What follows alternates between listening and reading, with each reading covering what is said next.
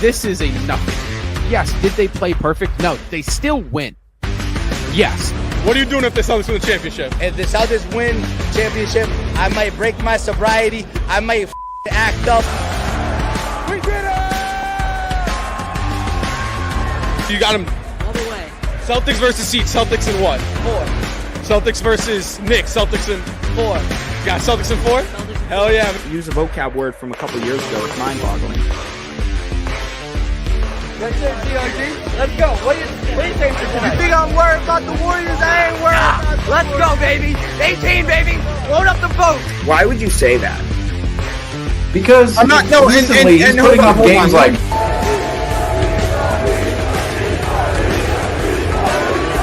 above our head for the players. literally right now. But I think when Marcus, especially Marcus, when he got traded, I think that was a wake-up call. You think right now Rob, it's still New York? I do. And when I think of the Celtics dynasty, honestly, one of the first names that comes to my mind is actually Brad Stevens.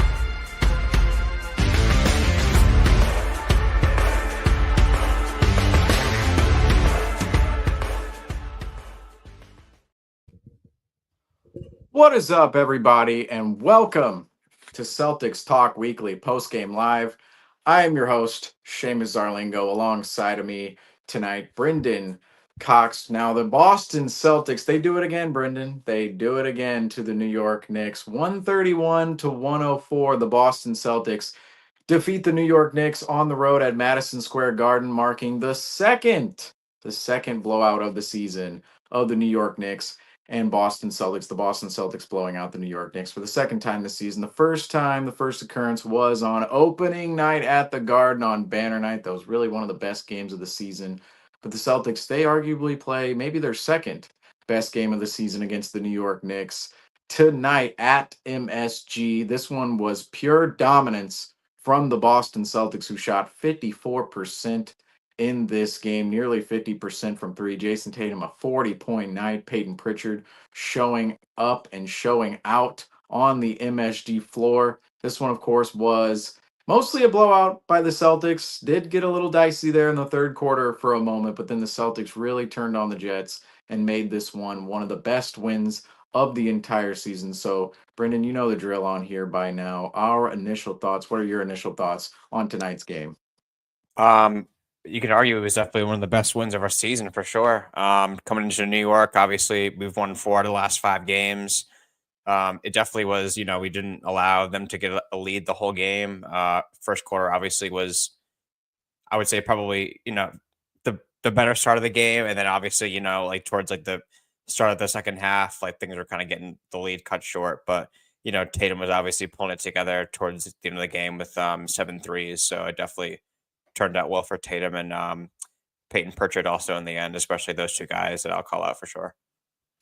Oh yeah, that Tatum and Peyton Pritchard, they were certainly the spotlighted players of tonight, and we'll get to them a little bit later. But tonight's win by the Boston Celtics really highlighted how well of a shooting team, how good of a shooting team the Boston Celtics can really be when the New York Knicks defense for most of the night wasn't always there. Almost looked like the Celtics defense from the other night against the Dallas Mavericks, but even the New York Knicks offense just completely stymied by the Boston Celtics and their defense. But what's a little frustrating right now is the Boston Celtics, they come out and play like this against the New York Knicks. They come out and play like this against the Cleveland Cavaliers. The Mavericks game, didn't see it whatsoever. The start of the Philadelphia game, didn't see it whatsoever. Parts of the Pelicans game, didn't really see it whatsoever. But that kind of begs the question of, do you believe this team is a switch flipping team at this point in time? We, of course, face the Dallas Mavericks. They're not an Eastern Conference opponent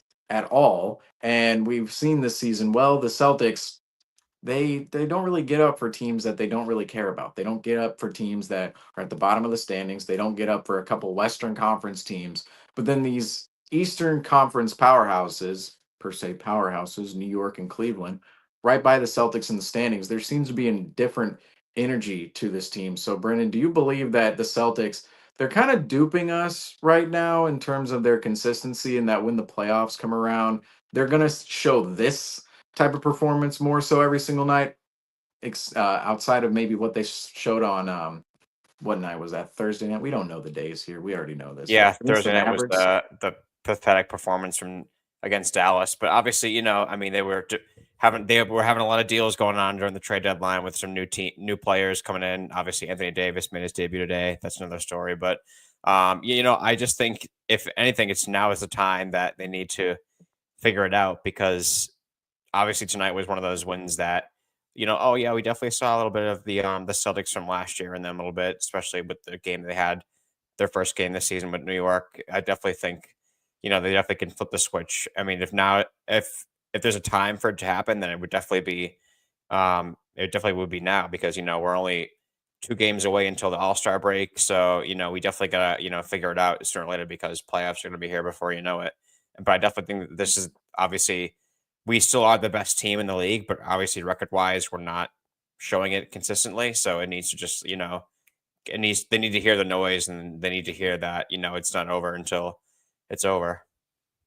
So, what is more important to you? Like, so when we talk about the Celtics this season, we see the inconsistencies within the team, but we all know that this team did historic things last year with the same exact roster. And we see when they actually play tough opponents, they actually show up for these games and they wake up for these games. So, in your mind, is it more important for the Celtics to actually go and be consistent for the rest of the season and not necessarily run their tank dry, but to really ramp it up before the playoffs? Or is it really more important for them to see that motivation, see the goal within each and every game that they're going to place? More so, say, in these type of games against the Knicks and when we get into the playoffs, is it more important for the Celtics to really play big games for them to show up? Or is it more the consistency moving forward that will propel this team in your mind?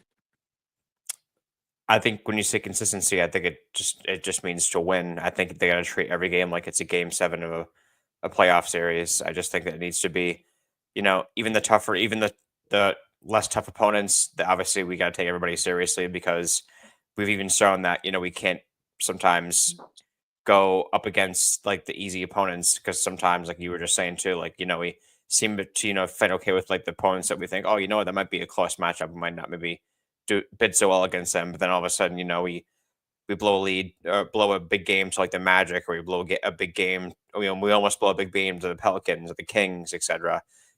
These big games are coming up soon, and so I think it needs to be consistent wise with, having certain players obviously need to step up too. Like obviously we need to have Tatum get more consistent as well. Jalen Brown needs to step up too. So, I mean, obviously from the player standpoint, it just needs to be consistency with our regular playmaking and our regular shooting. So for you, is it actually the consistency that's going to drive this team later on in time, or is it more so the big games though? Like say the Celtics, they could be inconsistent for the rest of the season, but it seems like in these bigger games, right? The Knicks, the Cavs game, they actually come to play. The Warriors game, we think about a couple of weeks ago when the Celtics faced the Magic, there's a lot of talk about the Magic. Of course, they're really falling in the standings at this point in time, but at that time, it was more of, oh, Moncaro's back in the lineup. Oh, the Celtics need a win. They actually showed up for that game. Do you believe that that is actually more of the when we see the consistency within this team? Do you think it's more of the fact that these are big games in which the Celtics actually see to wake up for, or like later on in time, is that going to be more important for the team, or is it really just going to be the consistent level of play? I know consistency is important, but at this point, it almost seems like this team they can kind of just play well whenever they want. When they don't want to, they won't, like we saw the other night against the Mavericks. So, in your mind, is it actually important for this team to play consistency, or is it more important for this team to actually see big games on their schedule? I think it's definitely a little bit of both. I think obviously, when we see these kind of losses happen with the certain teams, I just think it's sometimes like, oh, you know what? Yeah, like they're not the same team as they were last year, but they pretty much are. I mean, they've kept the same guys, but I think obviously when we step up to these like big opponents, I think obviously we still show that we're the best team in the NBA, and I just think that obviously this year, record wise, it hasn't been our year, but like I think obviously, I think when we go into the playoffs, we'll definitely get that big push.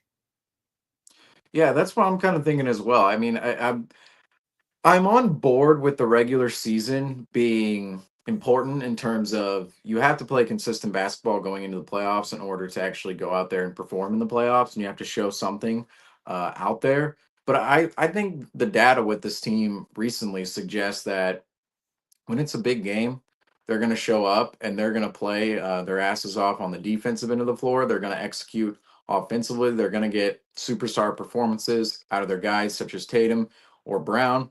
Tonight, obviously, it was Tatum. And then other guys are going to show up on the roster too. And yet, some of these other games, like always go back to the Raptors game, talk about that all the time. But those are the type of games where the Celtics just kind of look at and go, Raptors, it's a middle of the week matchup. Are we really trying to go full force on this game against the Kings? We think about that matchup as well. And even some of the other matchups that we've seen in January where the team hasn't performed whatsoever. I'm kind of the idea that this team, they're not going to be, I mean, clearly with the record right now, they're 37 and 16 now.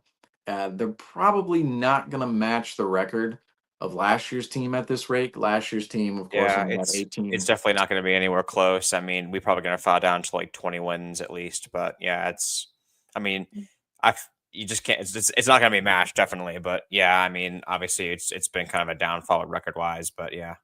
Which robs I will say robs what's it called, the 40-20 rule. It's not technically his rule. It's the historic 40-20 rule where you need to reach 40 wins by the time you reach 20 losses. I would say we're still very much, well, we need to go 2-4 in order for that to happen. I mean, Yeah, I that's think pretty so because there's only realistic. 2 games until next Friday's All-Star weekend. So yeah. That's pretty realistic for the Celtics to hit, no doubt. I mean, they should hit it this year. I mean, even what it was, 15 games ago, they needed to go 9-6 in order to hit it. I'm going, okay, I know we're going back and forth, but 9-6. I mean, come on, that's that should be a record. The Celtics, they go 3 games over 500 in 15 games. That shouldn't be too hard for a team trying to go back to back. I know recently it seemed like that for the Boston Celtics, but I am kind of the belief that when these bigger matchups come around, the Cavs, the Knicks, the Celtics actually want to play. And when some of the matchups like the Raptors and the Kings, they come on the schedule, the Celtics kind of look at them and go, what motivation do we have out here tonight? We're paid. We're trying to go back to back. This isn't a game we're trying to exhaust our tank for. And some of the guys on the roster, like I said in previous post games, they're gold medalists. Of course, they just won a title last year. I just mentioned it. They're all pretty well paid or under contract for the next couple of years. Some of these games, it does feel like they're not as hungry as their other opponent. But then you look at this game tonight against the Knicks, much different vibe, much different energy. I think MSG just kind of brings that out of every single player who walks in there. But even the other night against the Cleveland Cavaliers, the Celtics were just a completely different squad than what we've seen as of late. And now that kind of brings me on to the question of, is there actually a team in the Eastern Conference that can take down the Boston Celtics? Yeah, we're talking about the Cavs and the Knicks, but after these two performances by the Boston Celtics, specifically against the Cavs and the Knicks, do you believe either one of these teams could actually take Boston out? Do you mean like going into Eastern Conference Finals, like, and there's one team left standing? Is that what you're saying? Basically, in any playoff series, whether it be the second round or the Eastern Conference Finals, in your opinion, do these teams have anywhere near enough to actually take out the Boston Celtics? Of course, there's a chance. I'm big on chances, right? Like if there's Yeah, an I mean, 0.1% chance, of course there's a chance. But in your belief, do you really see it happening later on in the season? I I don't want to just straight up just say like Yeah, no, it's kind of an I'm answer showing like because you don't want to say no, no, but I it's want to say also one of no those, it's because kind of a hot that's takey type bold of because thing. of the way we've been playing this year. But I mean, the only team that's really scaring me now is is Cleveland, only because they had they had like a crazy big deal in the trade deadline when they got DeAndre Hunter. So I'm still waiting to see how that's going to play into effect too. But that adds on a lot of wing to their side, obviously. But I definitely, if anyone in the East is like going to worry me in like a playoff series, it probably would be this year's Cavaliers, definitely. But Yeah. that's just my opinion. Obviously, I think a lot of people would agree. But yeah, I mean, New York. I mean, we've shown that we're a better team than them this season. We beat them on opening night. We beat them tonight by almost 40. So um, it definitely, I would say Cleveland is a little bit up there, but I think probably we can get past them in like a 7-game series. But Cleveland is the only team that I think that could maybe match up close with us. Yeah, and I would say this New York Knicks team, for as hyped as they were coming into the season, I think something that was very clear to me coming into this year was the fact the New York Knicks, they don't have a lot of depth.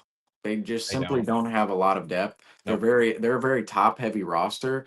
And I think the problem with some of these teams really is their versatility against the Boston Celtics. I mean, that's why you mentioned the DeAndre Hunter trade is actually big for the Cavaliers. Gives them a lot more versatility to actually go out there and throw different looks at the Celtics, and if they have to guard the Celtics in a certain way or offensively want to throw out something, that is going to help them a lot. The DeAndre Hunter acquisition, and what's so big in the playoffs that people always forget about each and every year is the team who goes the farthest, the championship winning team, usually the title winning team, or the two teams who make the NBA Finals.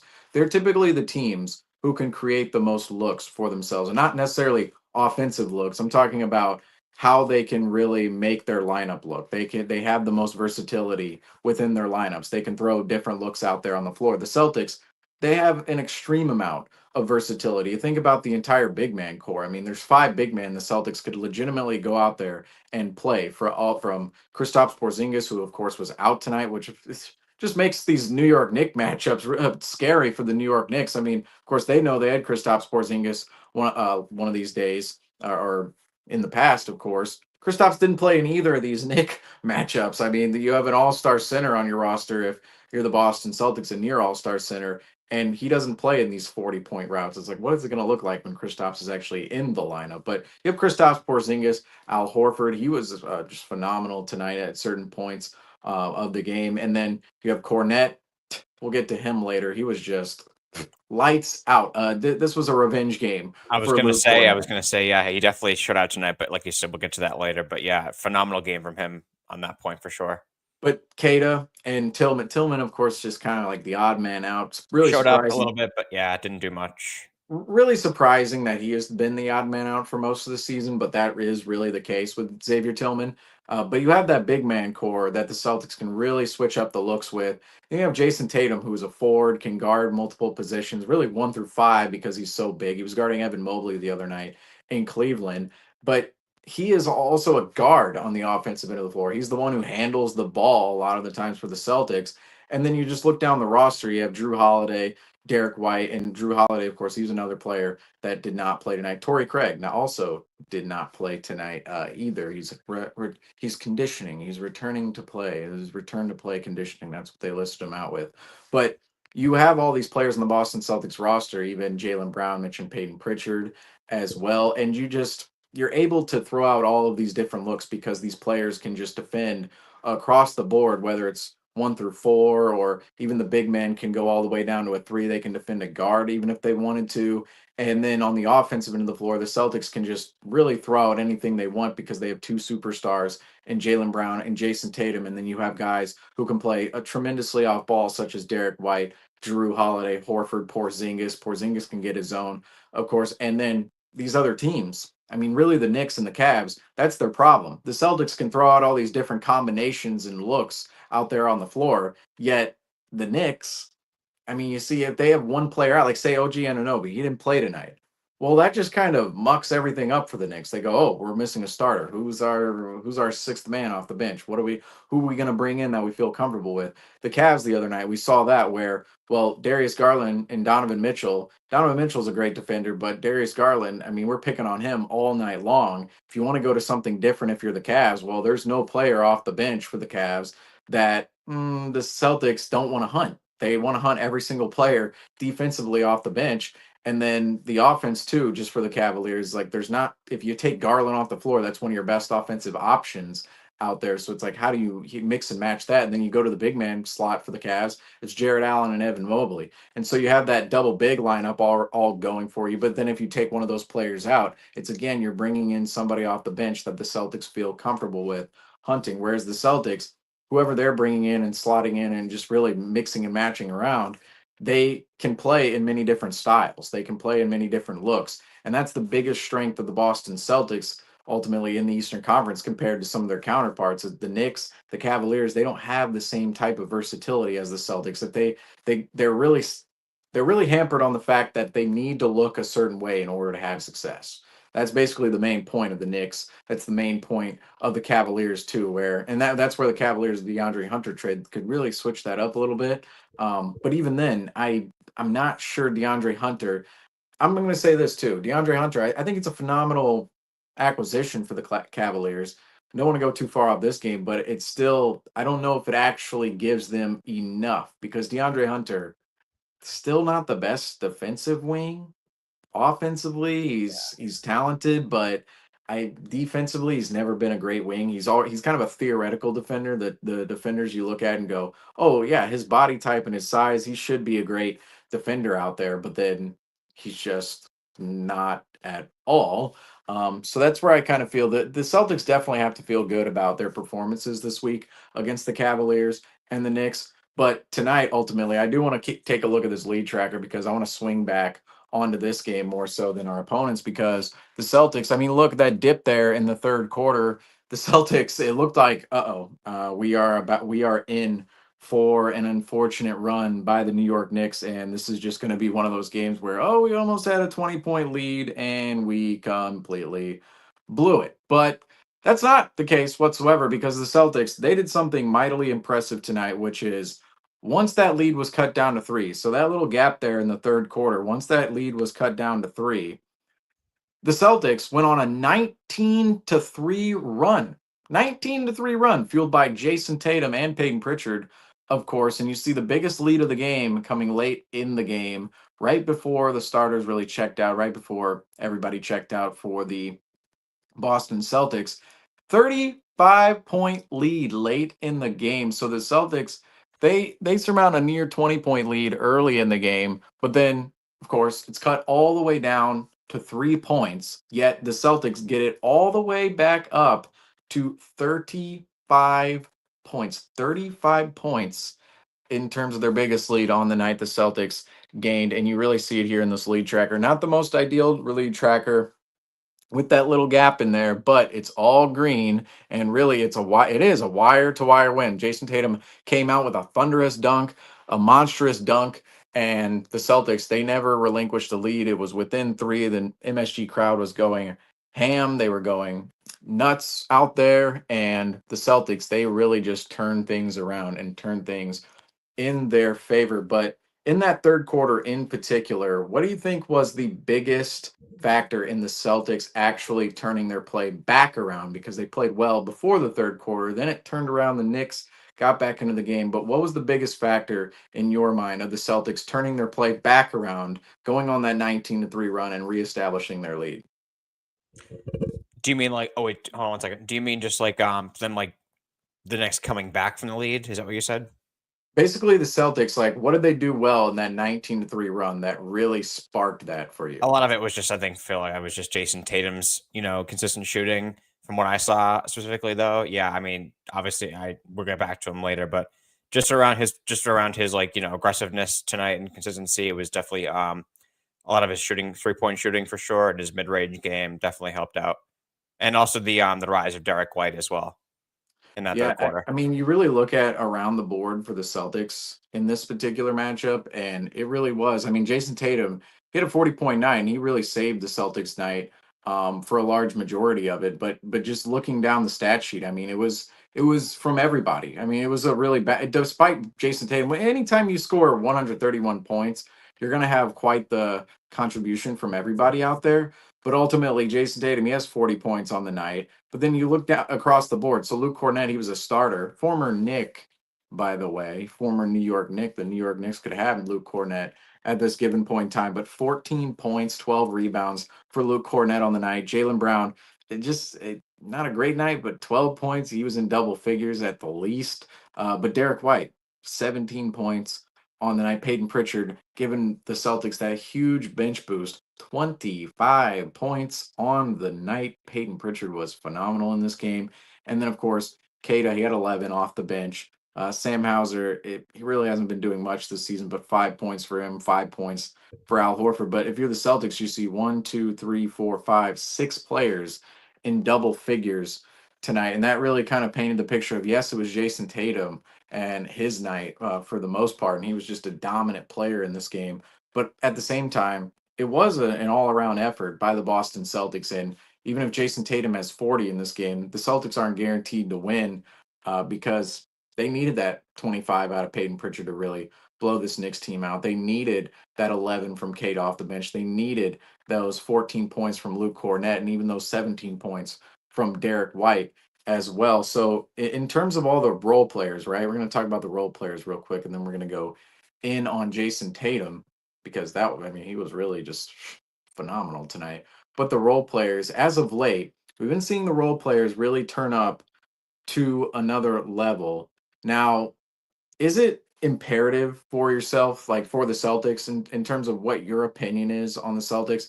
Is it imperative that some of these role players, particularly we look at Derek White, we look at Peyton Pritchard, how important is it for them to actually show up and perform for the Celtics if this team wants to go back to back?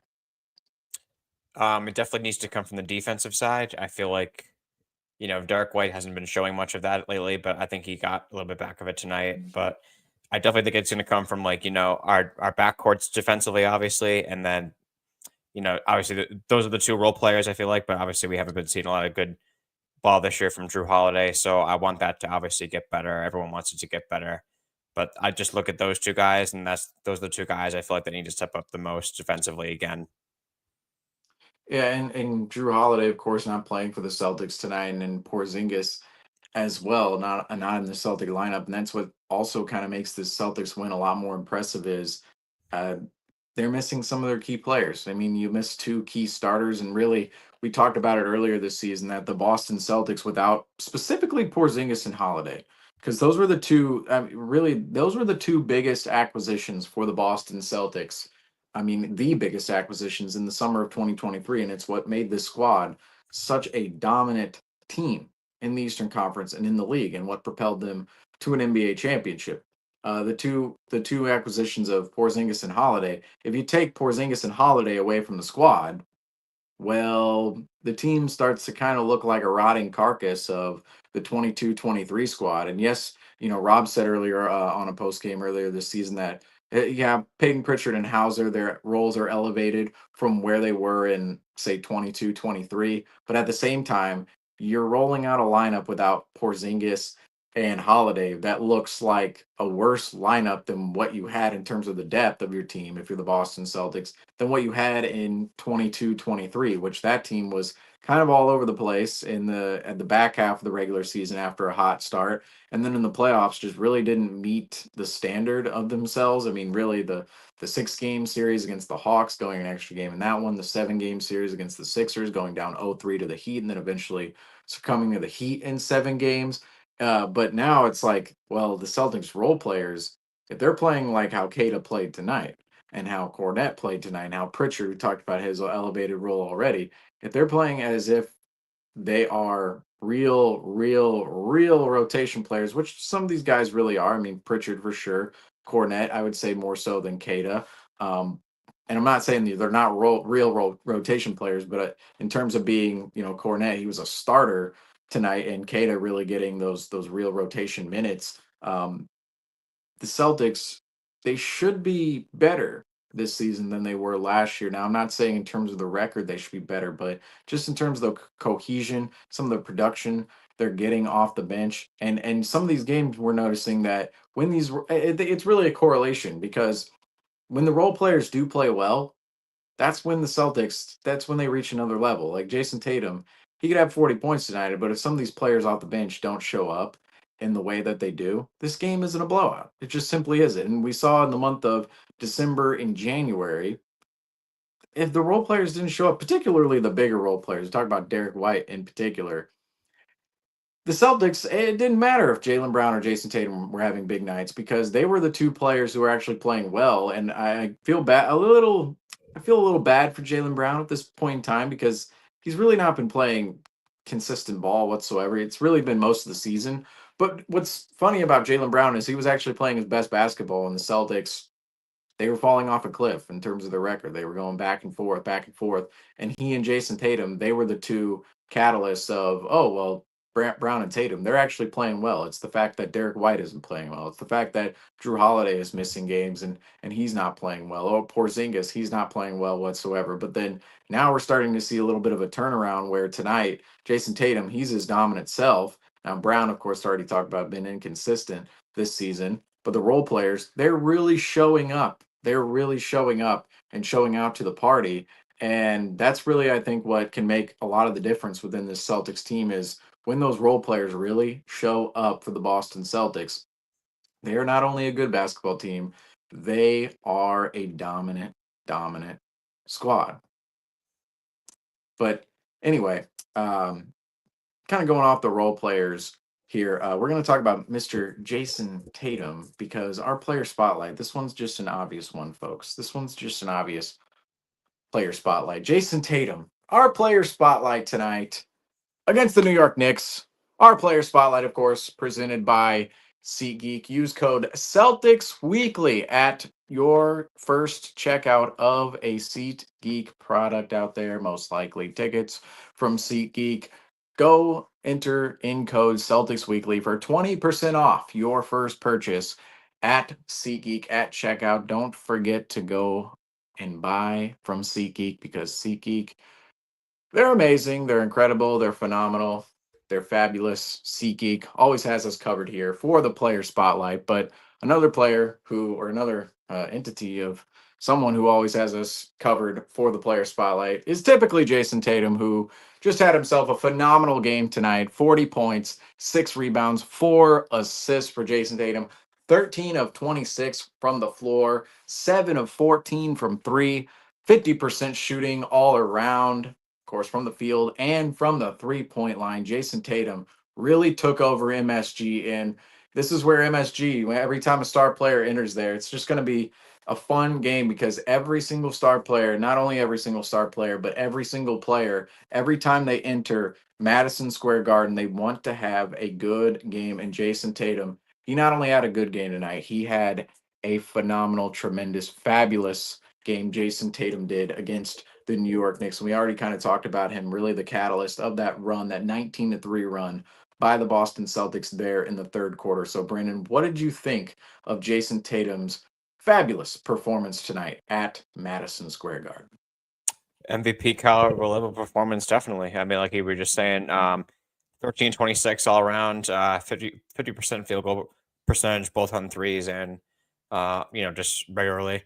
But yeah, it's definitely was one of his best games, I think, in the month of February for sure. It definitely shows that I think that the Celtics, like you said before, they're trying to flip the switch. They're trying to get back on track. But Tatum needs to lead this team if they want to get back on track, and he has to have these kind of nights more often. I think it definitely needs to be from him, especially because him being the all-star starter this year. It has to come from him majority of the time for sure. Yeah, and Jason Tatum tonight, what's so great to see about Jason Tatum this year is not only the development within his playmaking, but really Jason Tatum, he is just, his confidence is through the roof and his ability to make the right decisions. It's beyond anything we ever thought we could see out of Jason Tatum in his career. And tonight, Jason Tatum, the confidence he had. Now he's always a confident shooter, I will say, but just in terms of coming out of the gate, throwing down just one of the posters of the entire NBA season, let alone the Celtics season. This is the NBA season. It was one of the best posters we've seen this NBA season. Him coming out of the gate, setting the tone like that, and really just further on into the game, just continuously radiating that confidence outside of his self and really it going into his game. I mean, it really saved the Celtics tonight. If that third quarter, if Jason Tatum doesn't show up in that third quarter the way he did, we don't know. This could be a 20-point blown lead for the Boston Celtics tonight against the New York Knicks. And yet Jason Tatum, he took over the game. That's what stars are supposed to do. I mean, ultimately, this is why the Celtics, too, like we talk about the role players, talk about the defensive versatility, well, really not just the defensive versatility, but just the lineup versatility of the Boston Celtics. We talk about all of that being important in the NBA playoffs. But at the same time, what's really important is having those star players. It really is, because in these type of moments, especially on the road, right, the Celtics, what's so odd about the Celtics team, they're nearly 500 at home. They're nearly 500 at home. It makes no sense. I maybe they're just bored at home. I don't know. But on the road, this Boston Celtics team, they're the best team in the NBA. They're the best road team in the entire NBA. And really, that's what's going to be so crucial in every single playoff run for a championship team is a championship team's ability to win on the road. Because if you don't go undefeated at home, you're going to have to win on the road in order to win a playoff series. And in those moments when things become tight, right? We certainly saw it tonight. The MSG crowd is going insane. The Boston Celtics, the lead is cut to 3. And what happens? Jason Tatum, he takes over the game. He takes the game into his own hands and goes, no, I'm stopping this right now. Like a notable performance in the past. Now there are plenty in NBA history to look at, but Kawhi in Game 7 against the Philadelphia 76ers in 2019. That was a game where Fred VanVleet kind of disappearing. Kyle Lowry kind of disappearing. Everybody on the Raptors roster really didn't have a bucket in them, and all the role players kind of afraid to shoot.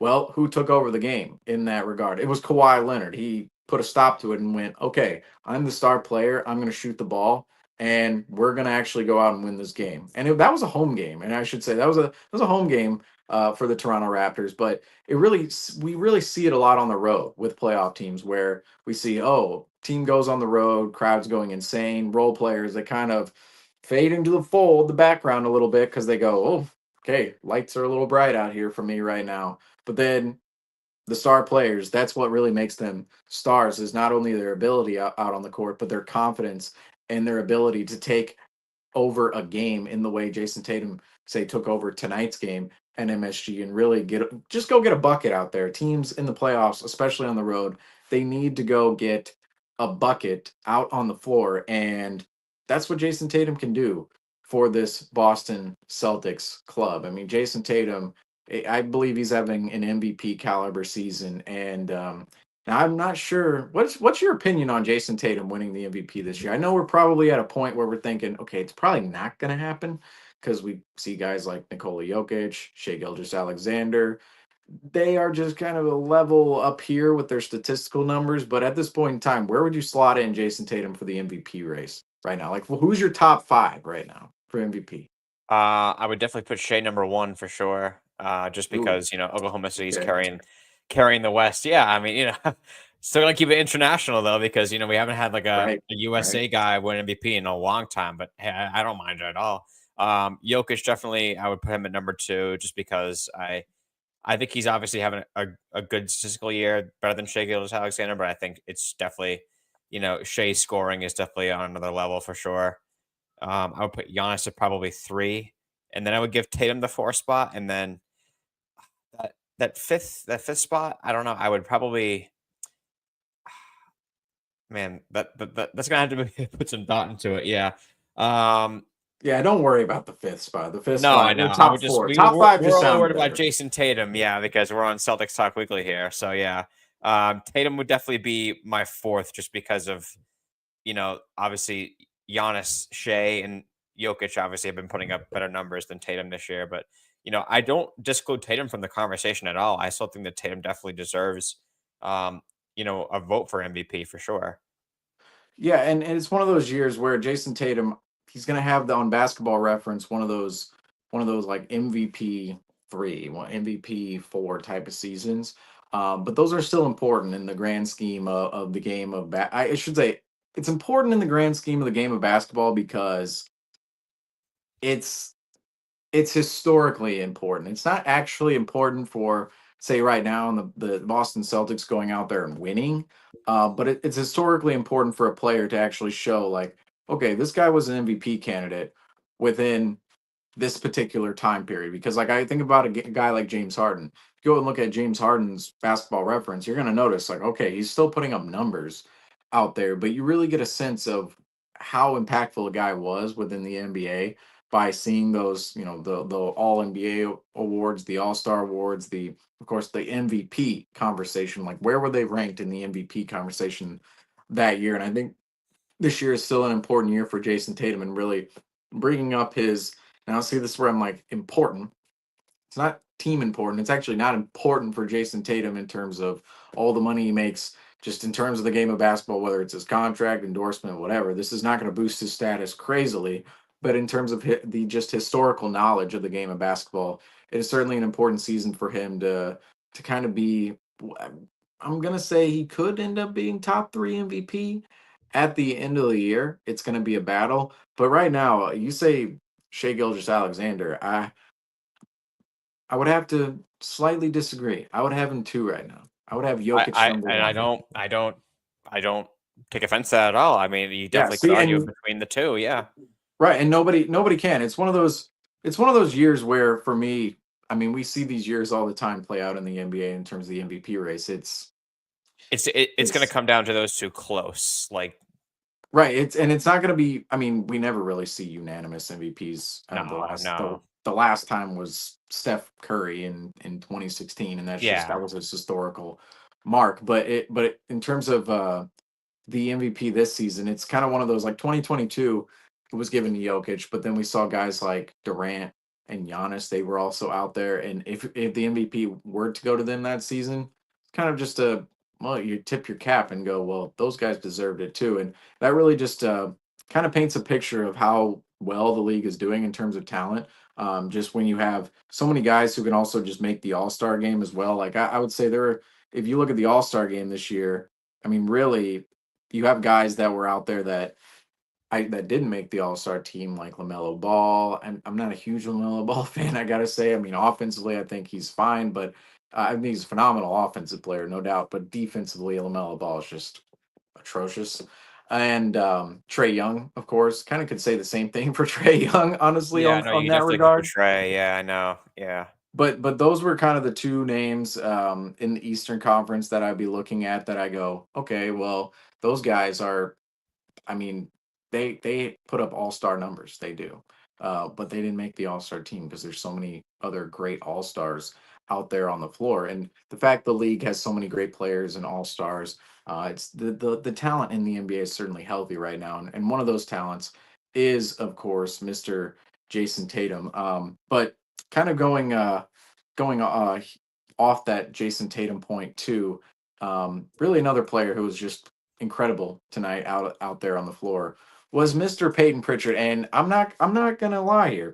I didn't get a confirmation from Justin on his flowers tonight. So this says Justin's flowers. All right. It says Justin's flowers, but it's gonna be Seamus's flowers tonight. And it goes to Mr. Peyton Pritchard. Now I could only guess that Justin would have given Peyton Pritchard his flowers tonight for the phenomenal performance. I'm guessing maybe 2 it could have gone to Luke Cornett. Justin, I can confirm Justin said that Luke That's his Cornett guy. had one Luke of Cornett's his guy, right? Yeah. right. I can confirm that Justin said Luke Cornett had his best game of his NBA career and his Celtics career tonight. But I'm giving the flowers to Peyton Pritchard because Peyton Pritchard, he was on another level tonight. We talked about Jason Tatum's confidence. Peyton Pritchard's confidence at Madison Square Garden was equally as impressive. 25 points, 4 rebounds, 4 assists, 9 of 13 from the floor, and 6 of 8 from 3. The efficiency out there for Mr. Peyton Pritchard, just phenomenal. And also, guys, how about this? Justin's Flowers, presented by Bucket Squad. Don't forget to go over to Bucket Squad and enter in our code and go get yourself a nice little percentage off at Bucket Squad. They have a bunch of gear. They have all of the things in which you need in your life. Bucket Squad, go check them out. They are the sponsor of Justin's Flowers and for Mr. Peyton Pritchard here tonight. So don't forget to go check out Bucket Squad. But Bucket Squad, the official sponsor of Celtics Talk Weekly and Justin's Flowers. So, Brendan, talking about Peyton Pritchard. What did you think about Peyton Pritchard tonight? He's come a long way for sure. I know the season's winding down, only a few more months in the regular season, but I'm obviously just going to say it. I think we found our 6th man of the year. Tonight was definitely just another, off the bench, stellar performance. And, this is a guy that, wanted out of Boston a couple of years ago because he wanted to really, he wanted to step up in his role. He wanted to, get on the court more. He wanted to show who he was. And, even coming off the bench, I don't think that he's mad about the situation anymore. I think he's just, proven that, you know what, hey, listen, I'm hearing a lot of noise from people. I'm hearing a lot of people say, hey, Peyton Pritchard actually is, like a problem in this league for people to guard because he's just so consistent. I've never seen him this year where I haven't seen a game. I haven't said that he's had this game this year where he's like had an off game. I just have seen so much consistency from him. But I just think it's definitely been like the best season of his career. But tonight obviously was a good shooting night from him all around, and consistent wise was just off the charts.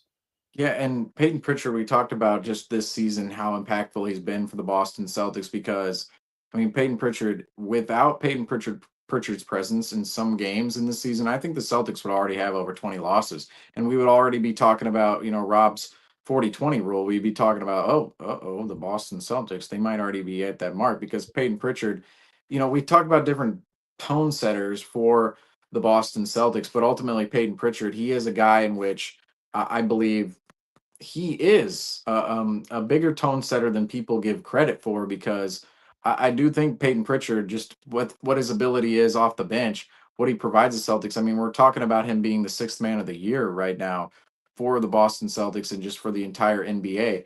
And so ultimately, Peyton Pritchard's ability in scoring the ball off the bench and just his defensive ability too. I think that's one of the biggest things within his game that's come around in time that he's a smaller guard, but at the same time, he is somebody in which you look at and go, well, he can still get his own defensively, and he really makes things tough for different guys. But it's really just his confidence, his energy out there on the floor. Peyton Pritchard, he is the representation of energy out there for the Boston Celtics off the bench a lot of the times, and that's just what the Celtics have needed this season because you look, there are moments where this team just isn't quite giving the energy in which they need.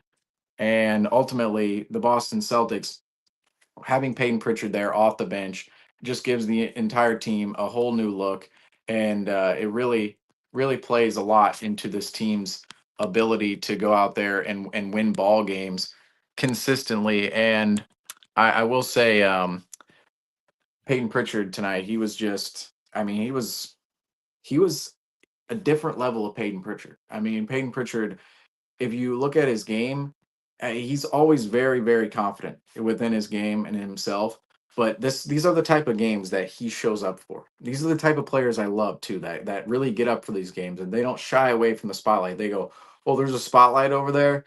Let me get right here in the middle, right here in the center of the spotlight because Give it all to me." Exactly. Yeah. that's the type of player Peyton Pritchard is. I mean, he requested, I was thinking it earlier, that Peyton Pritchard, I mean, he requested a trade away from this Boston Celtics team. Imagine he's 3 years into his career at that point in time, really hadn't done too much outside of come off the bench for Ime Udoka and the Boston Celtics.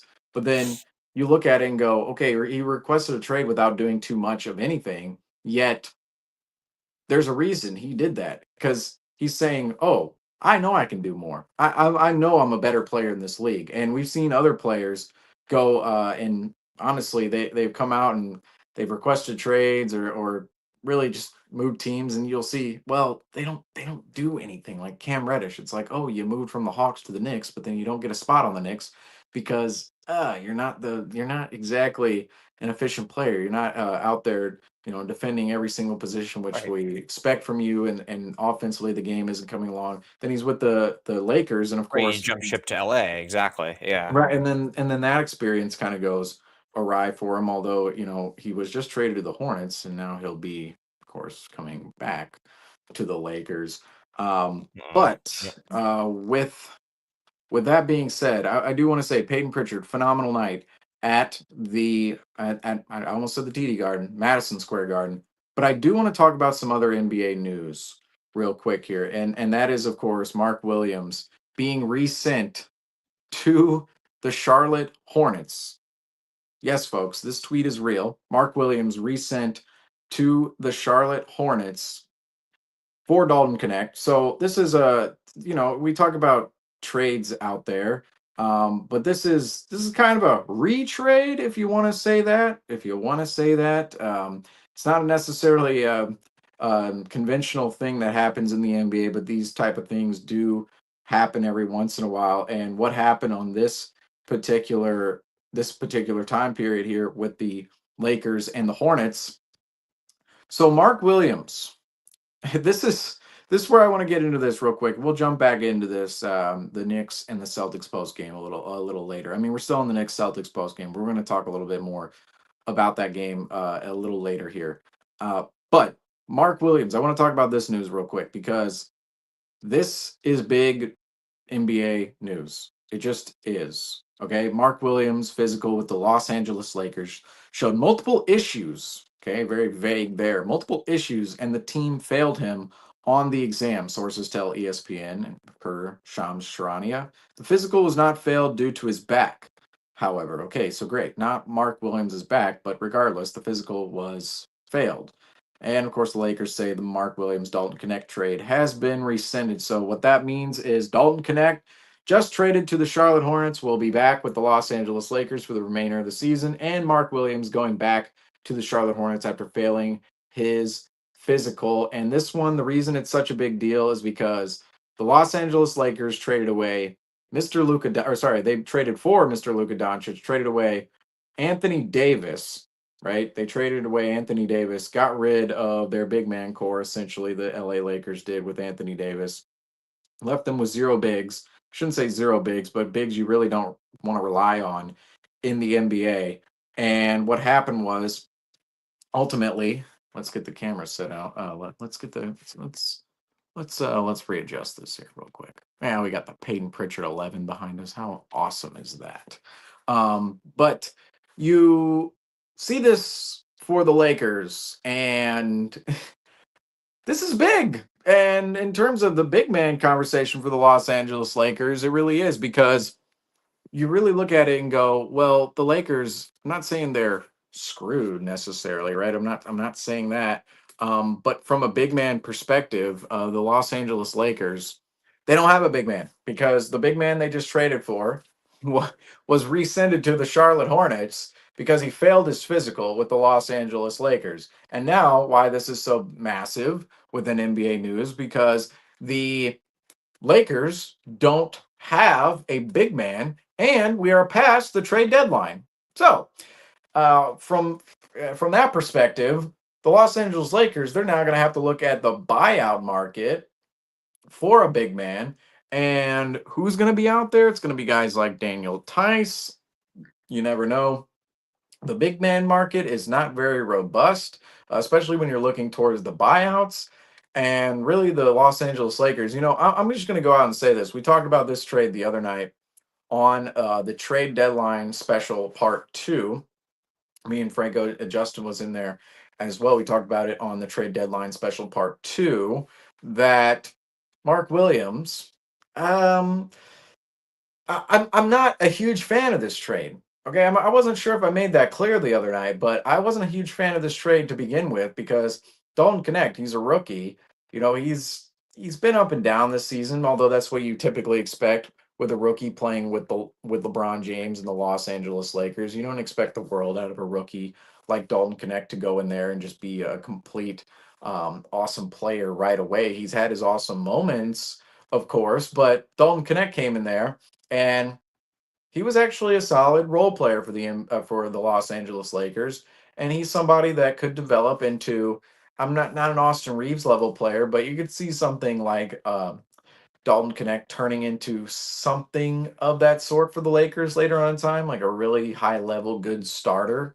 But the Lakers, they got rid of Dalton Connect. They sent him to the Charlotte Hornets for Mark Williams, he's a solid center. Okay, I'll say that. He's a solid center for the Charlotte Hornets. I'm not going to be like everybody else and say I've seen a million Charlotte Hornets games. The weird thing is, I actually like watching the Hornets every time they play the Wizards, because the Wizards, that's the only time they win and they're competitive. But ultimately, the Charlotte Hornets, haven't watched a ton of Hornets games, but Mark Williams, he is a solid young center within the NBA. But here's a couple of reasons as to why this trade I'm not really a huge fan of it. The Lakers, they gave up a first round pick, okay, in this deal. Secondly, the Lakers, they give up Dalton Connect, who's a first round pick from last year. So that's basically 2 first round picks right there. They give up Cam Reddish. That's Really nothing. Okay, I'm just going to say that Cam Reddish, we were just talking about him. Really nothing in terms of giving up Cam Reddish. Just going to say that. No offense to Cam Reddish, but you have Cam Reddish, you don't, whatever. But that's 2 first-round picks for Mark Williams, who, this is the second reason I'm not a huge fan of this trade. Mark Williams, and now we're seeing it with this failed physical, right? He is somebody who's literally played almost half of his NBA games. I mean, seriously. Mark Williams, you look at his game log, he misses games perpetually. I mean, his last name is Williams, and he could be related to Robert Williams because that's how the beginning of his career has gone. Mark Williams misses as many games as Robert Williams, who perpetually misses games, of course, former Boston Celtic. I love Robert Williams. Don't get me wrong, because I mean, what he did in the 2022 playoffs was it was legendary. It was historic. I mean, he played on a torn meniscus essentially 1 month after surgery and really, really tried to win the Celtics a title that season and eventually dealt to the Portland Trailblazers for Drew Holiday. But Robert Williams, he's somebody who missed games all the time. And we've already said it on this post game a million times, is the fact the best ability is availability. It just is in the NBA. If you're not available, well, what can you do? What can you do if you're not available to play? What do you do? What do you do? The best ability is availability. That is just what it is. And Mark Williams, he's been available for only half of his NBA career so far, and it's been a short NBA career with the Charlotte Hornets, but he's been available for half of his NBA career. And I just didn't see the upside of, okay, yes. Oh, and I will say there's another reason I didn't like this trade. Mark Williams is seen as defensively as a center, needs a lot of work, needs a lot of refining, long way to go. Offensively, great rim runner, can catch lobs, great offensive center. Defensively, a mess. On a team with LeBron James at 40 years old and Luka Doncic, right? Knowing who Luka Doncic is from last year's NBA Finals. The Lakers, why exactly are the Lakers trying to pair up an offensive center, right? You just got rid of an all defensive center in Anthony Davis. Why would the Lakers give up all of this defense? I should say they didn't give up all this defense, but why would they go and try to get themselves an offensively oriented center? Why? What, next to Luka Doncic, next to LeBron James? Both of these guys don't play defense. Okay, LeBron James just doesn't do it anymore. Luka Doncic has never done it in his NBA career, and these two guys can't defend. So the Lakers, they thought, you know what? We're doubling down, we're tripling down on the offensive end of the floor, and we're gonna go out and get an offensive oriented center. I mean, for real, the Lakers, what are they doing? What are they doing with this? You need, to me, if you're gonna have LeBron James and Luka Doncic on the same team, you need a defensive center.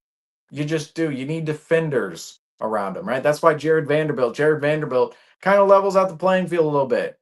Jared Vanderbilt as an offensive player, horrendous at times, but defensively brings that energy, really brings that versatility to the Lakers roster. He's a phenomenal defender. I mean, Jared Vanderbilt, I've always loved Jared Vanderbilt's game outside of the offensive end of the floor. But that's what you need if you're the Lakers. You need wings who can defend, you need guards who can defend, and bigs who can defend alongside Luka Doncic and LeBron James, because your two best stars, who are just going to be a juggernaut on the offensive end of the floor, they don't play defense. They don't. So why exactly were the Lakers trying to trade for an offensively oriented center? Oh, he's going to work well with Luka and LeBron, but then defensively, they can't get a stop against anybody. I mean, that's seriously just basketball 101. That's not going to work in the playoffs. Just not.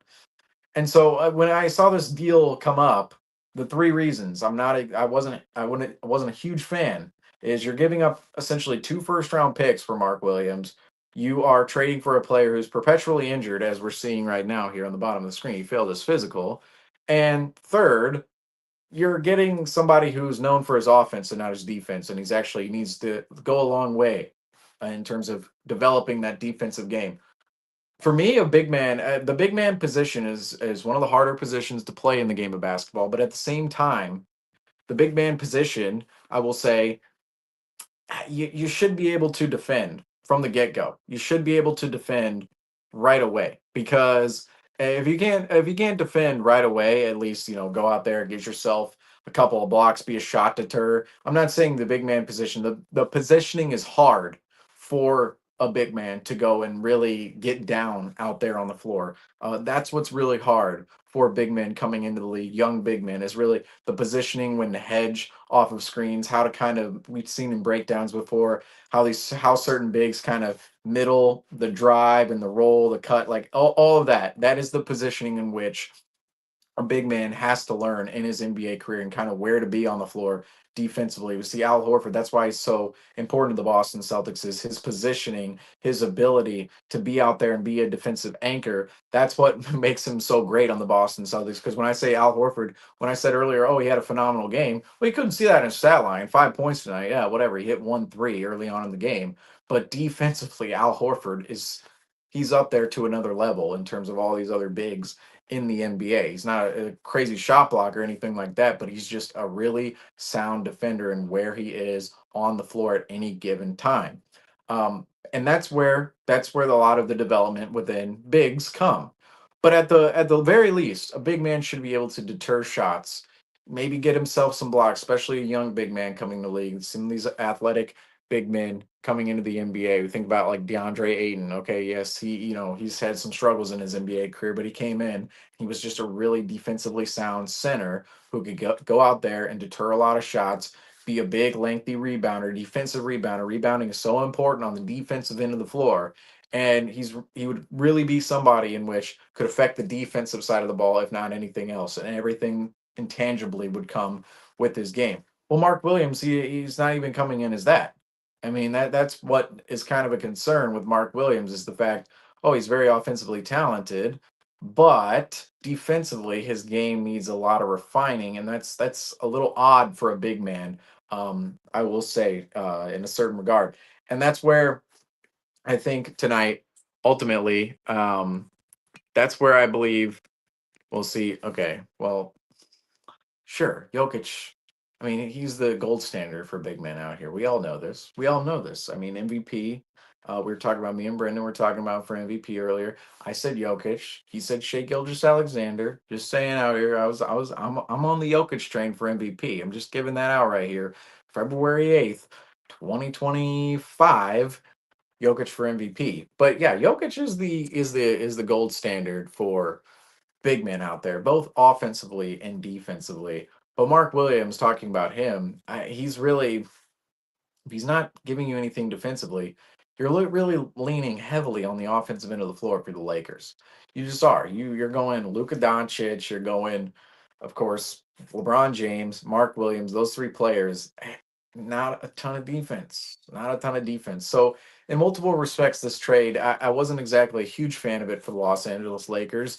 But now it's don't have to worry about it, because the Los Angeles Lakers, this is a tough situation now, because Dalton Knecht and even Mark Williams going back to the Hornets, both players are going back to teams now and looking at them and going, man, I'm coming here to play with you guys, but you guys just traded me. The Hornets. I mean, come on. You traded me. If you're Mark Williams, you're going, you guys just traded me. And look, these players, I want to say this too. They're not very understanding of the packages. Okay. They're not understanding of the financial implications. They're not understanding of the luxury tax. Okay. These players, a lot of them don't care. That's just the reality of it. You watch Gilbert Arenas talk on his podcast, and it's very clear some of these guys, they have no knowledge of the salary cap whatsoever. Not really calling out every single player out there, but a lot of the players, they don't care. They don't have to have knowledge. If they give it up to an agent and go, okay, you figure it out. Give me the biggest number, the biggest salary. In terms of this deal, Mark Williams goes back to the Hornets, goes, okay, you guys traded me. I was supposed to go to the Lakers. I failed my physical. I mean, what kind of value does that bring him now in future trades for the Charlotte Hornets, potentially out there? And then Dalton Knecht goes back to the Los Angeles Lakers, in which I see Dalton Knecht. I mean, he probably had a lot of fun playing for the Lakers. A lot of fun playing next to LeBron James. Probably going to have a lot of fun playing next to Luka Doncic. Having a lot of fun out there playing for the Lake Show out in LA. I think it's always fun when you get to spend half of the winter in Los Angeles in 75-degree weather and you're a Laker, I mean, I'm sure that brings a whole different level to the fun. Being traded to the Charlotte Hornets, that's probably not too fun. So Dalton Connect, he goes back to the Los Angeles Lakers. He's probably a little happy about that, but at the same time, there's got to be some resentment within or mistrust within the organization. And some of these guys, they understand it's a business, but there is mistrust that comes with, okay, you were okay moving off me. You were. I mean, whatever you say about my game or how much you value me in the future, you traded me. That's just the bottom line. You traded me at the trade deadline in 2025, and that could also play into effect of Dalton Connect maybe later on in time. Maybe they trade him again. Who knows? But that could go into salary extensions, right? You look at Gordon Hayward with the Jazz. I mean, probably one of the reasons Gordon Hayward looked at the Jazz and went, not going to re-sign with the Jazz. He had opportunities with the Heat and the Celtics, of course. Ended up picking the Boston Celtics. One could say maybe thankfully on that. But Gordon Hayward, the Jazz let him essentially, they didn't let him walk in free agency, but in restricted free agency, they went, you go find yourself a number. We're not giving you the max slot here. You're going to have to go find it in order for us to go actually match it. And I think that kind of played a lot into Gordon Hayward's decision to leave Utah because you went, okay, at a certain point in time, you weren't behind me. I mean, you didn't want to give me the salary in which you wanted to give me. When I was a restricted free agent, you were willing to let me go find the max number instead of just giving me the max number. And that can kind of build some mistrust within the player's relationship with an organization, and that's just the bottom line of that. I mean, really, it's a player, the organization, the player's relationship that can be important. And I will say, these are the kind of situations in which I see go. I look and go, this is just not good for either organization. The Hornets, they miss out on getting assets for Mark Williams. They're probably not going to ever receive the same assets for Mark Williams in the future. Mark Williams is going to now go and play for the Hornets again. How motivated will he be on that team? And what, as a young player, what does that do to your brain? And then Dalton Connect, same thing as a young player with the Lakers. Like, what does that do to his development? What does that do to his, of course, confidence in being in the Lakers organization? And we've talked about for many years now too. Any team, any player, role player on the same team as LeBron James, well, I mean, come on, they've literally been players who are always fearing for their NBA lives in terms of being traded or not. And now we have a literal player with the Los Angeles Lakers who's been traded by the Lakers who will now be playing for them. So a little bit of an odd situation. I will say, just for the news from around the league here. I think this is a new thing we're gonna be doing maybe during post game at the end, during some slots. Of course, we'll just go, what's going around the NBA right now. The trade deadline, of course, is passed. That's what also makes this Mark Williams situation so big. Is the trade deadline's passed. If this would have happened before the trade deadline, the Lakers go, okay, let's get a different deal for Dalton Connect going. Let's go get a different big man out of the market. Maybe Robert Williams is out there, another player who would maybe fail his physical upon coming to the Lakers. Who knows? But there are other big guys out there that the Lakers could potentially look at in terms of trading, and now they're past the deadline. We're not allowed to do that. So you're looking at the buyout market if you're the Los Angeles Lakers. And I mean, look, a guy like Valanciunas too for the Lakers. Who knows about Valanciunas? I mean, Valanciunas, he was fielded for 2 second-round picks from the Wizards. So the Lakers, they're going to field a much different class of big man, I would say. Now in the trade market, you can actually go find yourself a quality big man. The Lakers had quality assets to give up. I wasn't in a huge agreement. I wasn't really in agreement with the trade they made for Mark Williams, but now it's resent, and now they have a chance. The Lakers, they're going to get a little bit worse, but they do retain some nice assets in their first round pick into the future. Dalton Connect and even Cam Reddish, if you want to say him as well. But the buyout market bigs, they're pretty slim pickings. I would actually guess maybe a guy like Daniel Tice would sign with the Los Angeles Lakers. I think Daniel Tice is somebody that could actually bring something to the Lakers rotation. And he's somebody that I think that, for me, I think he's a better defensive big than Mark Williams. I mean, I've covered Daniel Tice. Obviously, we covered him here on the Celtics Talk Weekly post-game show 3 years ago when he came back to the Celtics. And even, of course, those don't know, at Celtics Everyday on Instagram. The whole Tice career is covered here. he's somebody that was a defensive anchor for the Celtics at times, and the war on Tice is certainly out there. I will say the war on Tice is certainly still alive. The referees just do not like Daniel Tice. He can do nothing well out there in terms of not getting a foul call. I mean, come on, he's somebody the whistle just is stuck to out there with Daniel Tice.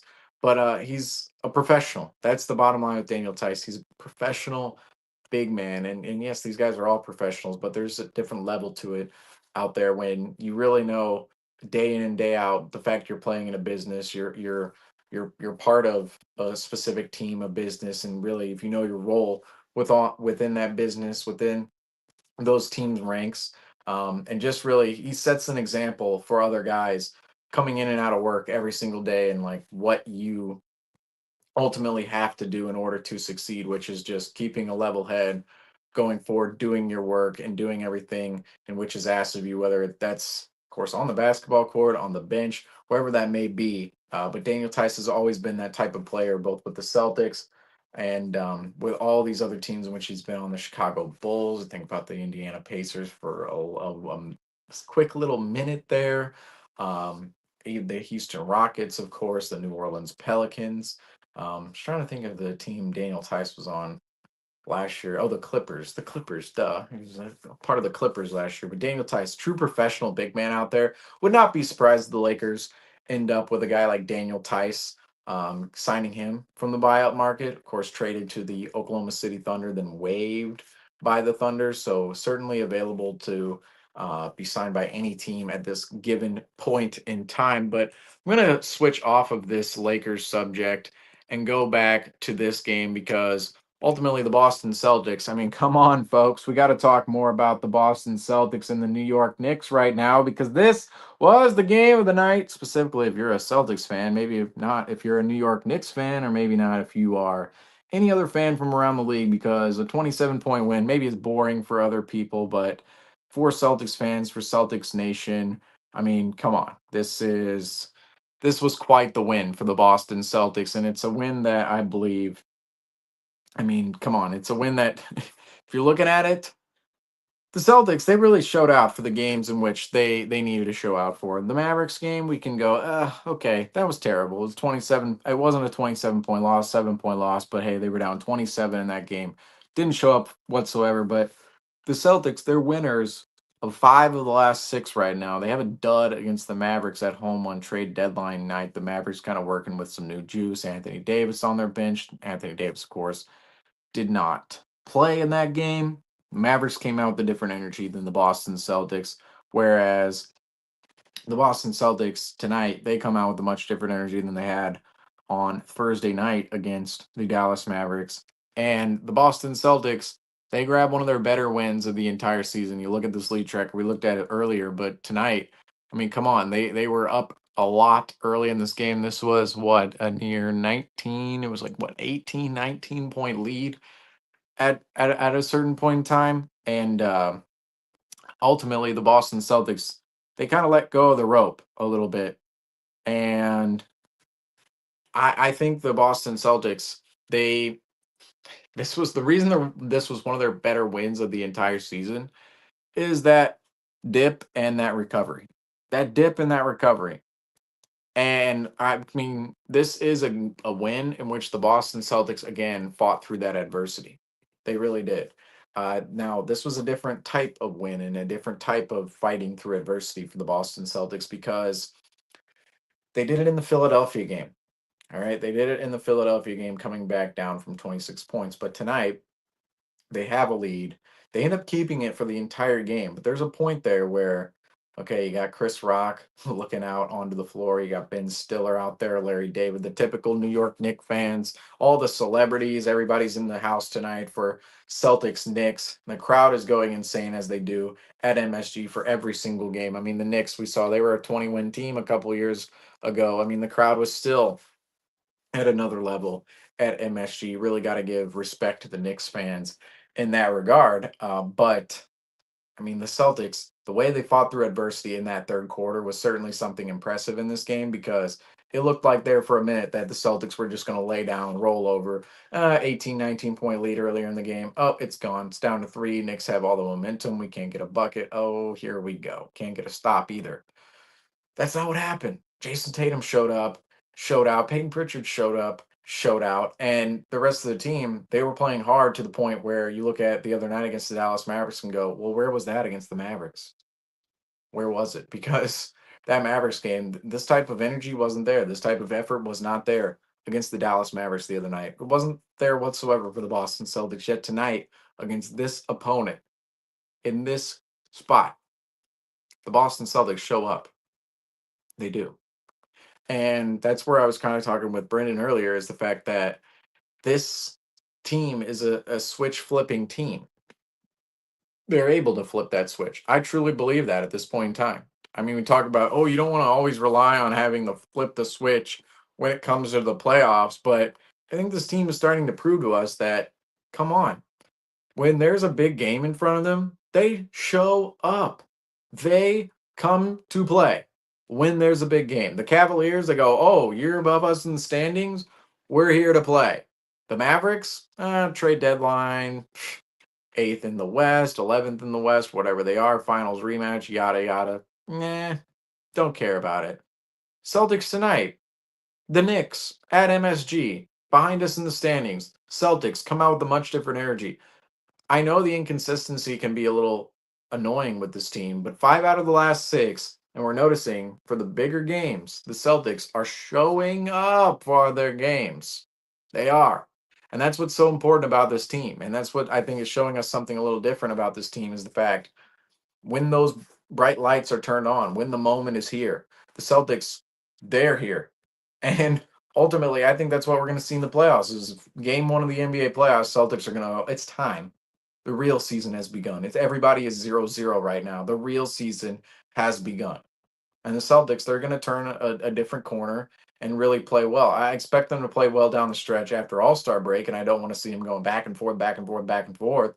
I think they're going to pick up some quality wins like we're seeing on the schedule right now. There's going to be some clunkers in there, no doubt. There's always some clunkers in those type of stretches. But ultimately, when the playoffs come around, I expect the Celtics to be playing like how they did tonight, how they played in Cleveland the other night. And I think this is how this team rolls nowadays, where they go, Kings, Raptors, I'm not, Clippers, no, I'm not really feeling it tonight. But then in the big matchups, they go, you know what? This is a big matchup. We're here. And the only really game that I point to and say, well, that's not the example for that game, is the Los Angeles Lakers. But even that team, I don't know how much the Celtics really cared about the Lakers, even though it's a historic rivalry to all the fans and everybody out there. I'm not sure the Celtics team looked at it entirely that way. But going further here on this point of the Celtics showing up tonight, you notice Franco isn't on the broadcast. And I swear, guys, he's at a concert tonight. And the King of New York, okay, the King of New York, he's not ducking the smoke, folks. There's no reason to duck the smoke tonight, because the Celtics, they come out with a 27-point win in New York. And Franco, he's not on the broadcast, but I swear, guys, he's just absent. He's at a concert. He's running a concert. He's not actually at a concert. He's not, I'm at a concert. Running a concert. He's doing his thing out there. But the King of New York, he's not ducking the smoke because he didn't have to tonight. The Celtics would have lost. That's why this is also a big win. Franco, if Franco wasn't seen on the show after a Celtics loss, I mean, the whole city of New York is coming for his head. The whole city of New York. Instead, the Boston Celtics, they win by 27 points. And Franco, I mean, he doesn't have to show up. He already runs New York. He already runs New York out there. But just had to explain the Franco part tonight, because I mean, come on, folks. We've been witnessing the King of New York on this show for weeks now. The guy who runs New York, literally runs New York, sprints the streets, runs the streets, doesn't just walk the streets of New York, runs the streets of New York City. Not here tonight for the Celtics beating the New York Knicks as badly as they did, but he didn't have to be here. He didn't have to be here because the Celtics took care of business at Madison Square Garden tonight. But the Celtics, I will say, going ahead on their schedule, let's talk about maybe some of the Celtics games on the schedule coming up here because Boston Celtics All-Star break is not that far away. Not that far away at all. Boston Celtics at this moment in time, looking at their schedule right now, looking down at the screen here at the Boston Celtics schedule, do have this by memory, but let's really make sure we hit these details home. 2 more games before All-Star break. 2 more games. Okay. Heat at the Miami Heat. New look Heat. Andrew Wiggins, Davion Mitchell. New look Heat. New look. I should say the Heat in this game gonna have a different vibe. Entirely different vibe to the Miami Heat. Then they're gonna play Wemby, another team, the San Antonio Spurs, who look completely different. Wemby and De'Aaron Fox. These 2 games before All-Star break, I am very interested to see how the Celtics wake up for these 2 games, because if you go 2-0 in these games, if you're the Boston Celtics, you're looking at a stretch where the Boston Celtics just won 7 out of 8 games going into All-Star break after going back to back to back to back to back to back win-loss, win-loss, win-loss, win-loss. Now, the Boston Celtics have the opportunity, if they win these next 2 games against the Heat, against the Spurs, 2 new look teams, 2 teams with more energy now that they have a new look to themselves and a new roster. The Boston Celtics, if they win these 2 games, these are going to be quality wins for the Boston Celtics. We're already seeing a rise on the schedule for the Boston Celtics against the Cavs, against the Knicks. Maybe 2 of the best games of the season the Celtics played, really going into Cleveland, shutting down Cleveland from an offensive standpoint. The Celtics defensively got after it in that game. And then tonight, that's what you kind of look at these 2 games, Cleveland, New York. Cleveland game, the Boston Celtics came out defensively lights out. I mean, awesome defense in that game. Tonight, they kind of do the same defensively at a lot of moments, but it's not only the defense, it's the offensive end of the floor. You look 131 points tonight for the Boston Celtics, and the Boston Celtics, this type of shooting performance, I mean, the Knicks have to be going, Knicks fans and everybody on the New York Knicks have to be going, are you serious right now? Are you absolutely serious? How do you have 2 of these shooting performances against us this season?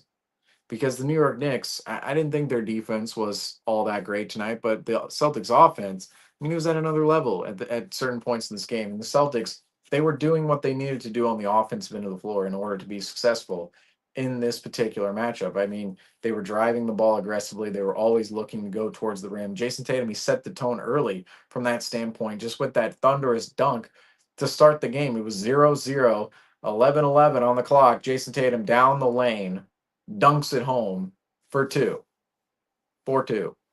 And that was the tone set within this game because the Celtics were aggressive in driving the ball. They were aggressive in going downhill. They were, of course, really getting those open 3-point shots on the perimeter, the high quality looks that we always talk about on this program, on how the Celtics, we don't want to see them throwing up threes. We don't want to see them throwing up threes.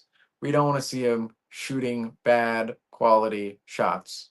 We don't want to see them off one dribble, off of one pass. We don't want to see the Boston Celtics shoot the ball.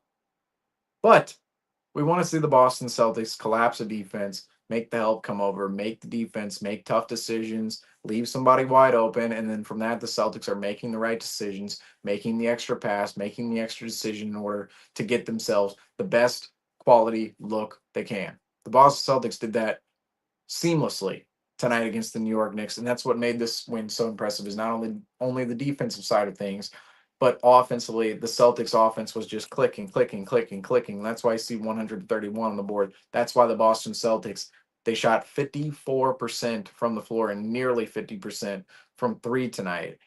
That's when the Celtics, they can really reach a new level because defensively, they got to hang their hat deep on the defensive end of the floor. Offensively, though, if the Celtics can play as if they played tonight, where the wealth is spread across the board. Tatum had 40, but Peyton Pritchard, 25 points. Luke Cornett, 14 points. Derek White, 17. You had 6 guys in double figures. Kate off the bench, 11. Jaylen Brown didn't have the best of nights, but hey, 12 points on the night for Jaylen Brown. He was in the double figures crew as well. And this is on a night where you're missing Drew Holiday and not Peyton Pritchard. Certainly not missing Peyton Pritchard tonight. you're missing Drew Holiday and Kristaps Porzingis tonight. The Celtics, this is a performance in which you look at and go, this is how dangerous this team can really be. Because defensively, they can hang their hat, and really, it all hangs on the effort, right? It all hinges on the effort on the defensive end of the floor. Because we have great defenders. It's just about the effort they're putting in and rotating to where they need to be, and really the type of physicality they're putting on guys on ball and even off ball, on screens and certain off ball actions. It's all about the physicality, the effort, and really just doing everything the right way, from a technical standpoint on the defensive end of the floor. Positioning too, so important defensively, but offensively, when the Celtics are playing like the way they played tonight, where they're just attacking aggressively, going downhill, getting those points in the paint, getting those second chance points as well, and then of course creating the perimeter looks from that, going downhill, going aggressively towards the rim. That's when the Celtics are just at a much different level. And looking at the schedule going forward, the Celtics, I think they're giving us a much different vibe, and they've two great opportunities in front of us right now that, or in front of the Celtics, they are at least, that are, they're not going to determine where the Celtics team is necessarily going to go, because you could go 1-1 in these next two games and go, you know what, that was a good stretch going in All-Star break. 5 or what was 6-2 in 8 games. That'd be a great stretch going into All-Star break. Or what it would be, yeah, 6-2 going into All-Star break. If you went 1-1 in the next two games, if you win both games, you're talking about 7 of the last 8, 7-1 the last 8 games.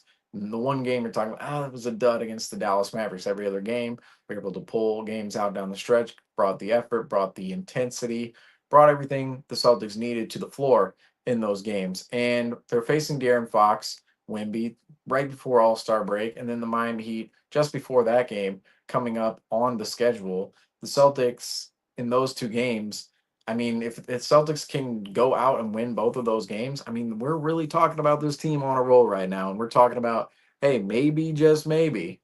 Okay, we talked about this at points in January, but maybe, just maybe, at this point in time, the team is actually turning the corner. Okay, they're reaching their turning point. I thought the other night in Cleveland, that was kind of, I don't even want to say the game in Cleveland was the turning point. I think it was really, you could say the game in Philadelphia. I mean, you could say even the 3-game winning streak leading up to the Cavaliers game. It was that could be the turning point of where the Celtics now are going to go for the rest of the season, because in January and December, it was inconsistent play all over the board. It was showing up every other night. The Celtics couldn't just get a consistent run of games and wins under their belt whatsoever. And going ahead into the future, the Boston Celtics, I mean, now you're watching, well, they went on a 4-game winning streak. They lost one. Now they won a great one in New York. This is 5 of the last 6.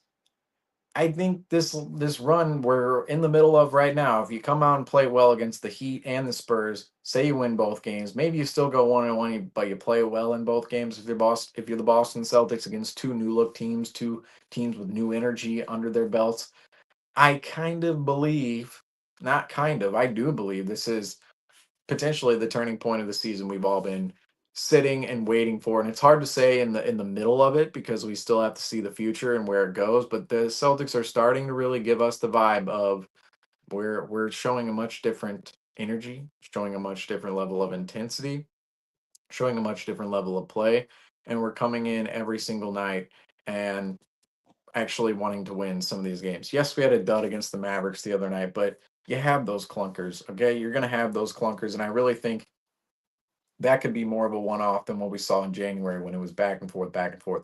Some of those we tried to paint as one-offs, but at a certain point we're going, nope, this isn't just a one-off. We go back and forth, back and forth, back and forth. At this point in time, I think some of the losses that we're seeing, which was the Mavericks loss, I'm going to highlight that one the other night. I think that one is more of the one-off situation that we know can happen in the NBA. And these other wins are actually the more important data points, specifically tonight against the New York Knicks. But I think that's going to be all here covered on tonight's post-game show. Let's see if there's anybody else I want to talk about here with the Boston Celtics real quick, because tonight's game, the Boston Celtics, I mean, really just a dominant performance by Boston all around. the Boston Celtics came out. They really they dominated this game from start to finish. There was a point in the third quarter where they let go of the rope, certainly so, but then it was a dominant stretch right after that 19-3 run. And that's what's also so different for this Boston Celtics team is that 19-3 run in there. The Celtics in the past, maybe you succumb to that run in January, maybe you succumb to that run in December, and maybe it's just a layover game in those months. And instead, right now, the Celtics, they're certainly overcoming adversity in that regard. But yeah, anybody else I want to cover here for the Boston Celtics tonight? Maybe Luke Cornett. Luke Cornett, revenge game for Luke Cornett. Luke Cornett was given away by the New York Knicks for a bag of peanuts and maybe a bag of Lay's. I mean, I'm hoping the Knicks enjoyed some of their goodies they got from the other teams from Luke Cornett, because the Boston Celtics are certainly enjoying Luke Cornett's play right now. 14 points, 12 rebounds, 3 blocks on the night for Luke Cornett. 7 of 7 from the floor. And we talked about Peyton Pritchard earlier winning Justin's flowers, and I'm not gonna lie, Justin, I didn't hear anything about his flowers tonight, but here's what I'm gonna say about that. Peyton Pritchard deserved. I handed out flowers to Peyton Pritchard tonight. Okay, I overrid whatever we want to say out here. Oh, what third time all year we're beating narratives. We didn't beat him tonight. Maybe a clunker for Justin's flowers tonight, but Luke Cornett could have won flowers too. And you know what, Luke Cornett's kisses tonight. Cornett's kisses coming out from me. Can we do the little? Here we go. Where are the hearts tonight? Oh, okay. Well, there we go. Those are the hearts for some out there, of course. Let's try to do it again. The hearts. Oh yeah. Boom. The hearts, they come out. We know how we got it down on this program. We got the hearts, but Cornett's kisses go out tonight to Luke Cornett and others out there, of course. But Luke Cornett, perfect from the floor tonight. Double, 3 blocks. Justin's flowers. I'm gave him to Peyton Pritchard. I'm giving Luke Cornett the kisses tonight, because Luke Cornett, this was against his former team, the New York Knicks. And early on in the broadcast, I don't want to say the broadcast was disrespecting Luke Cornett, but it's almost like, on national TV, the national broadcasters don't always, they kind of give out some, little hints of information that it's like, maybe we haven't been watching this team all season. Because that's kind of understandable, because national broadcasters going back and forth, going everywhere, blah, blah, blah. But then you see in some individual games, national broadcasters, they kind of expose themselves in terms of going, oh, well, I'm going to make this comment about this specific team or player, and it's going to just expose me on the fact I haven't been watching them all season. Well, unfortunately, tonight, they were kind of, I don't want to say ragging on Luke Cornett, but at the beginning of the broadcast, they were like, how many times are we going to talk about Luke Cornett tonight? And it was like, probably the whole game. Because Luke Cornett is a starter. Luke Cornett, we talked about, has one of the best net ratings in the NBA this season, or over the past month in the NBA. Luke Cornett is a highly impactful player for the Boston Celtics. Knows how to utilize space. Super phenomenal. He's just a crazy screen setter. He was really, as a 7'2" big man, just one of the best screen setters in the entire NBA, just being physical, being in the right position.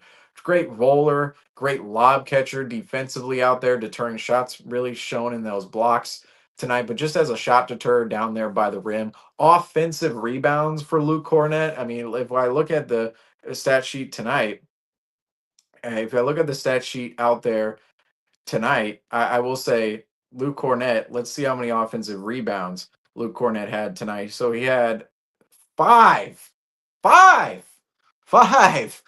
offensive rebounds for Luke Cornett. I mean, he's one of the better offensive rebounding centers in the entire NBA. And no, I'm not giving out a take here of like, we saw Randy say Keita, give me Keita over Embiid. I'm not saying anything like that about Luke Cornett, but Luke Cornett, as a bench center, as a second unit center, as a center who can come in and start potentially on a night where Kristaps Porzingis is out of the lineup, Luke Cornett, he's somebody that can really give the Celtics good minutes and has been all season long. And really, I say this every single time with Luke Cornett, because Come on, folks. Luke Cornetti has one of the more inspirational stories in the NBA, and this is why I think Justin's flowers could have gone to Luke Cornett tonight, but Cornett got the kisses, of course, out there.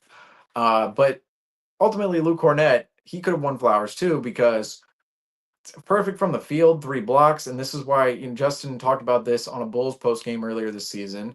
One of the 4 games we had against the Bulls, or 3 games, however many it was. But we were saying, or he was saying specifically, the NBA needs more guys like Luke Cornett because Luke Cornett has personality out there. He has character out there on the floor and even in the locker room, and he is an inspirational story as well. I bring that I bring that up every time when I talk about Luke Cornett. I go, Luke Cornett, look where he started with the Celtics. I mean, he's with the Chicago Bulls, and the Celtics trade Daniel Tice, we talked about earlier in this post game. Daniel Tice, Javonte Green to the Chicago Bulls in a 3-way deal with the Washington Wizards. They get back Mo Wagner. They get back this Boston Celtics received Mo Wagner and Luke Cornett back in this deal. And at that time, we were thinking, Luke Cornett, it's a salary done by the Celtics, Tice and Javonte Green's contracts, and they're probably going to waive Luke Cornett. Well, Luke Cornett wasn't waived, and in time, Luke Cornett, he actually fades away from the Celtics for a minute because he goes to the G League with the Milwaukee Bucks G League team, the Wisconsin Herd. He's with the Canton Charge, with the Cleveland Cavaliers G League team. And then finally, the Boston Celtics in 2022, there's an open roster spot. Celtics bring him back in to the facility. And Luke Cornett, ever since that point, he was here in 2021, in Boston 2021. And then Luke Cornett goes further on in time, rejoins the Celtics, and then just slowly but surely, even through all the hate of the fan base, whoever out there gave Luke Cornett hate. I mean, they're looking at Luke Cornett go now and going, I apologize, Luke Cornett, because I just wasn't familiar with your game, as Shaq said at one point in time. Luke Cornett, he has grown himself within the Celtics organization. He's grown himself to be a rotation player. He's grown himself to be an NBA champion with the Boston Celtics. I mean, he's truly more athletic than he used to be. He's more in shape than he used to be. He has a higher IQ within the game of basketball, higher understanding of the game of basketball, Luke Cornett does within the Celtics organization. He started out as a 3-point shooting big man. We don't even see Luke Cornett shoot threes at all anymore. He's a rim running big man who rolls to the rim, set screens, rolls to the rim, catches lobs. He's an offensive rebounding threat for the Boston Celtics, really the putback king, as we've heard Drew Carter say a million times. And defensively, somebody can come up with block shots, really can deter shots, really be a big body down there, down low. And even on the perimeter, teams want to switch on to Luke Cornett, but even on the perimeter, he's somebody that can kind of use his length and use his footwork, and which was always not there within his NBA career. Another developing aspect of Luke Cornett in his NBA career at the Boston Celtics. He can be somebody that can also just kind of really stay with his guy and just, again, deter shots down there by the rim. So Luke Cornett, I don't think the national broadcasters understand how good Luke Cornett truly is. I think the only people who do are those within Celtics Nation, the Celtics broadcasting team, everybody who watches Luke Cornett on a night in and night out basis. I'm going to be really surprised to see what Luke Cornett actually gets in a free agent market situation one day later on in time. But Luke Cornett, he was kind of a little disrespected there earlier in the game where, we're going to talk about Luke Cornett the whole night. It's like, yeah, you are against his former team. And tonight, 14 points, 12 rebounds, 3 blocks, perfect from the floor, 7 of 7. Again, I apologize to Justin for not knowing his flowers tonight whatsoever. And of course, prayers out there for Justin out there tonight for everybody. And not saying Justin is in trouble here, but just prayers. But yeah, Luke Cornett could have had the flowers, but he gets the kisses tonight. Let's do the flower. The flowers, the hearts. See, didn't need to do it this time. But anyway, just had to talk about Luke Cornett tonight because he was just Cornett.